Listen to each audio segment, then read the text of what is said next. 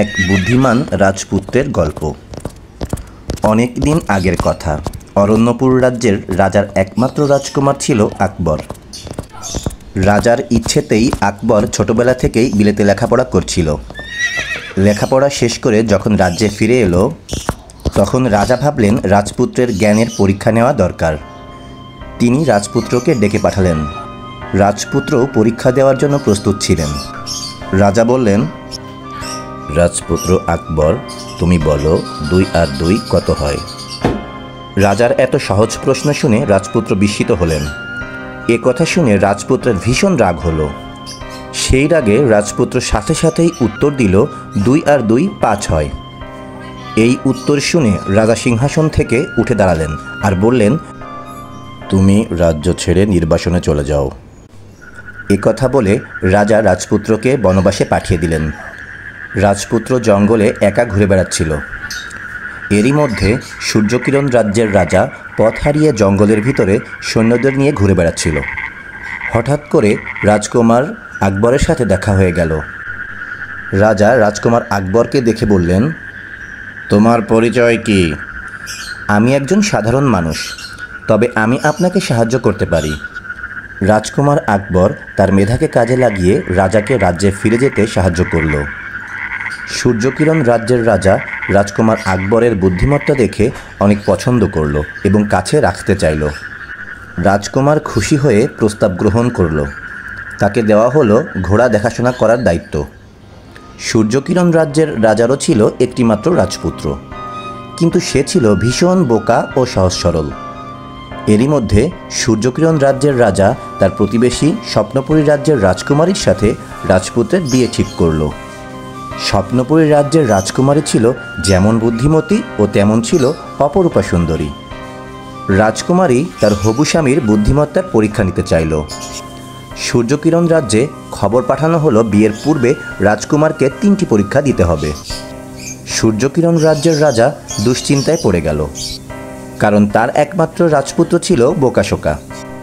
রাজার দুশ্চিন্তা দেখে রাজপুত্র আকবর বলল, আপনি দুশ্চিন্তা করবেন না, আমি আপনাকে সাহায্য করতে পারি। আপনি তাদেরকে পরীক্ষা নিতে বলুন। তারপর স্বপ্নপুরী রাজ্য থেকে একজন পেয়াদা বিশাল একটি কলসি নিয়ে সূর্যকিরণ রাজ্যে হাজির হলো। সে বলল, রাজকুমারের জন্য প্রথম পরীক্ষা হলো এই কলসিতে কত চামচ পানি ধরবে তা বলতে হবে। রাজা দুশ্চিন্তায় পড়ে গেল। রাজপুত্র আকবরকে ডেকে পাঠানো হলো। রাজকুমার আকবর বলল, এই প্রশ্নের উত্তর হবে, চামচ যদি কলসির সমান হয় তাহলে 1 চামচ পানি ধরবে, আর যদি চামচ কলসির অর্ধেক সমান হয় তাহলে পানি ধরবে 2 চামচ। রাজা উত্তরটি স্বপ্নপুরী রাজ্যে লিখে পাঠালেন। উত্তর এলো, সঠিক হয়েছে। দ্বিতীয় পরীক্ষা। স্বপ্নপুরী রাজ্য থেকে পেয়াদা একটি লাঠি নিয়ে আসলো। লাঠিটি ছিল সম্পূর্ণ মসৃণ এবং দেখতে আগাগোড়া সমান। প্রশ্ন ছিল, লাঠিটির আগা কোনটি এবং গোড়া কোনটি তা নির্ণয় করতে হবে। রাজা পুনরায় রাজপুত্র আকবরকে ডেকে পাঠালেন। রাজপুত্র আকবর লাঠিটির মাঝ বরাবর একটি সুতা বেঁধে ঝুলিয়ে দিল। তখন লাঠিটির গোড়ার অংশটি হালকাভাবে ঝুলে পড়ল। রাজপুত্র আকবর বুঝে গেল লাঠিটির গোড়া কোনটি এবং আগা কোনটি। স্বপ্নপুরী রাজ্যে উত্তর লিখে পাঠিয়ে দেওয়া হলো। স্বপ্নপুরী রাজ্য থেকে পেয়াদা এসে বলল, উত্তর সঠিক হয়েছে এবং বিয়ের জন্য প্রস্তুতি নিয়ে যেতে বলা হয়েছে। তৃতীয় পরীক্ষা স্বপ্নপুরী রাজ্যে গিয়ে হবে, তবে শর্ত হলো যদি রাজপুত্র পরীক্ষায় উত্তীর্ণ না হয় তবে তার গর্দান কাটা যাবে। এ কথা শুনে সূর্যকিরণ রাজ্যের রাজা ভীষণ ভয় পেল এবং ভাবল, একটি প্রশ্নের উত্তরও তো আমার রাজপুত্র দেয়নি, তাহলে স্বপ্নপুরী রাজ্যে আমার রাজপুত্রকে পাঠালে নিশ্চিত তার গর্দান কাটা যাবে। তাই তিনি রাজপুত্র আকবরকেই বর সাজিয়ে সৈন্য সামন্ত নিয়ে পাঠালেন। স্বপ্নপুরীর রাজ্যে পৌঁছানোর পর রাজকুমার আকবর দেখল, এ কি, চারিদিকে অথই পানি, তার মাঝখানে স্বপ্নপুরীর রাজপ্রাসাদ। পানি দেখে ঘোড়া পিছিয়ে এলো। রাজপ্রাসাদে যাবার কোনো রাস্তা না দেখে সবাই ফিরে যাওয়ার জন্য সিদ্ধান্ত নিল। তখন রাজপুত্র আকবরের মাথায় একটি বুদ্ধি এলো। সে তার হাতের আংটিটি খুলে পানির মধ্যে ছুঁড়ে মারল। তখন টং টং আওয়াজ করে আংটিটি হারিয়ে গেল। রাজপুত্র বুঝতে পারল পানির উপরে কাঁচ পাতানো। তারপর রাজপুত্র আকবর তার সৈন্য সামন্ত নিয়ে খুব সহজেই কাচের উপর দিয়ে রাজপ্রাসাদে প্রবেশ করল। রাজপুত্রের এমন বুদ্ধিমত্তা দেখে সবাই হতবাক। পুনরায় পেয়াদা রাজপুত্রের কাছে এলো এবং বলল, আপনার বুদ্ধিমত্তা দেখে রাজকুমারী খুবই সন্তুষ্ট। এখন স্বপ্নপুরী রাজ্যের রাজা নিজেই আপনার বুদ্ধির একটি পরীক্ষা নিতে চান। রাজপুত্র বলল, কি পরীক্ষা?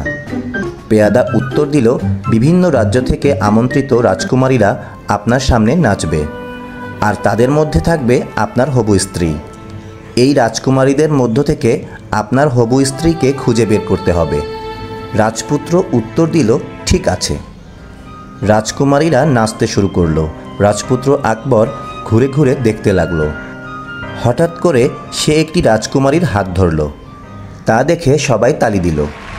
স্বপ্নপুরী রাজ্যের রাজা রাজপুত্র আকবরের কাছে এলেন এবং জিজ্ঞাসা করলেন, তুমি কি করে রাজকুমারীকে চিনতে পারলে?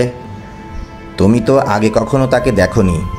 রাজপুত্র আকবর হেসে দিয়ে উত্তর দিল, আমি তো তাকে দেখিনি, কিন্তু সে তো আমাকে দেখেছে।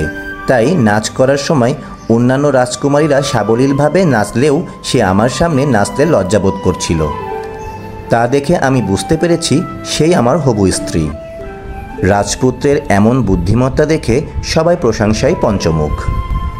তার মধ্যেই ছিল রাজপুত্র আকবরের পিতা অরণ্যপুর রাজ্যের রাজা।